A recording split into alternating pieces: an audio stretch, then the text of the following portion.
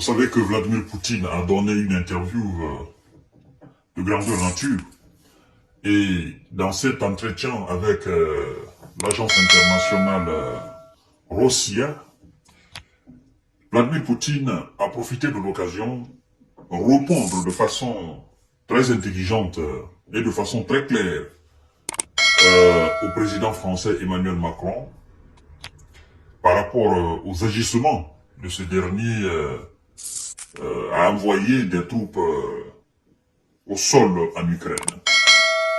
Et Poutine a été plus que clair en touchant le point sensible, là où ça fait mal.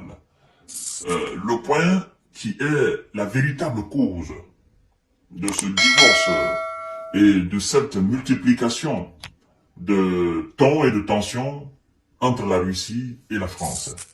D'abord, je vous propose de l'écouter, c'est très important. Partagez la vidéo dans tous les modes possibles. Abonnez-vous sur cette page et activez la cloche de notification pour ne plus rater la vidéo. Voici ce qu'il dit. La Russie ne s'est pas immixée en Afrique et n'a pas évincé la France, dit Poutine. La Russie ne s'est pas immixée en Afrique et n'a pas évincé la France. Il continue en disant, effectivement, la Russie ne s'est pas immixée en Afrique et n'a pas évincé la France. Les dirigeants africains ont eux-mêmes voulu travailler avec la Fédération de Russie.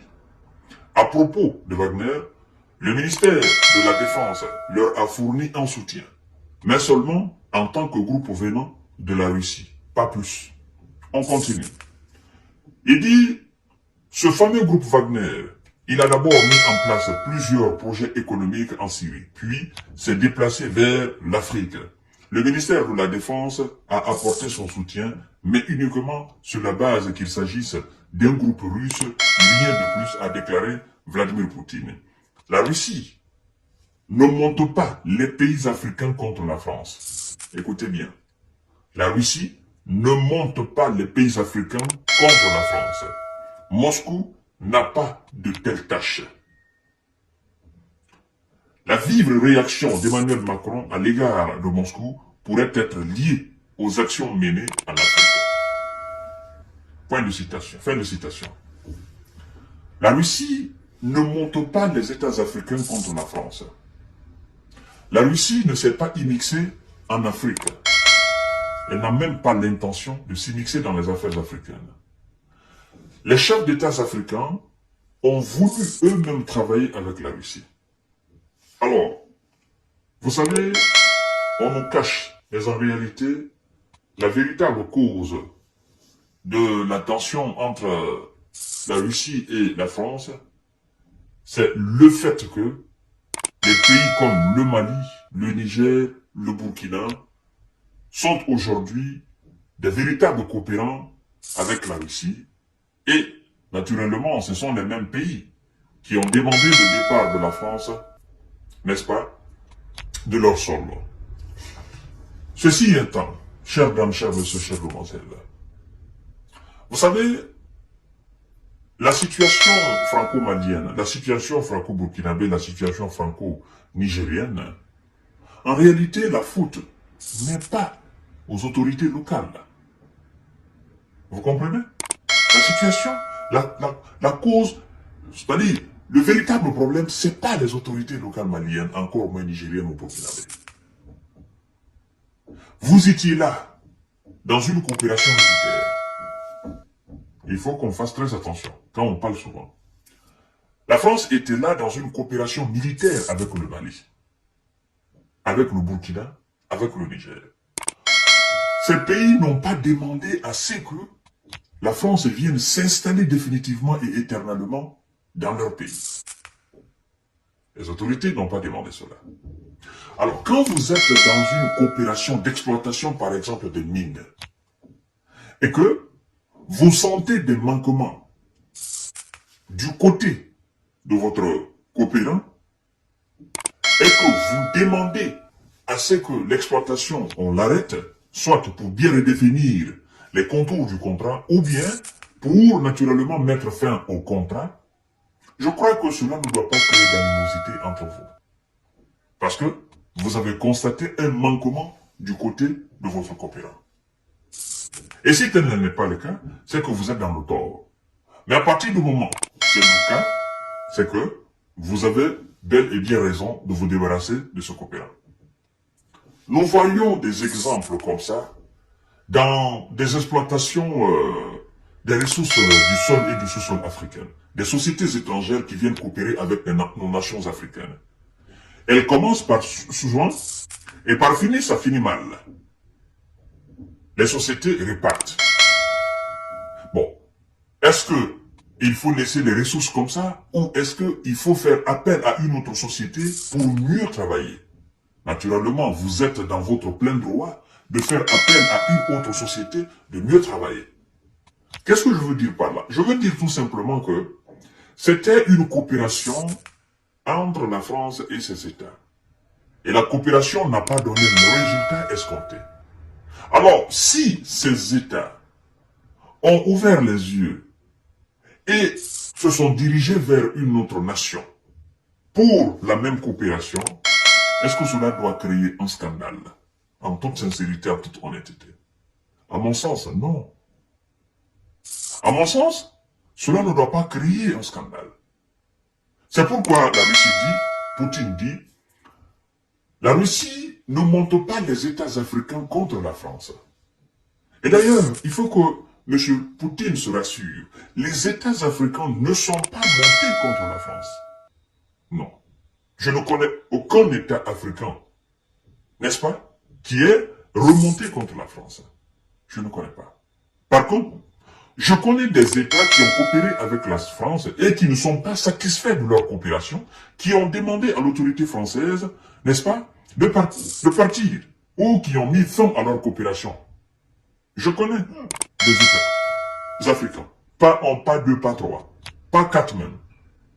Et avant même que la situation nigérienne, burkinabé, malienne n'explose, il faut dire que la France a coopéré avec un bon nombre de pays à travers le monde qui ont, par fini, renoncé à la coopération française. Ça n'a pas été un scandale.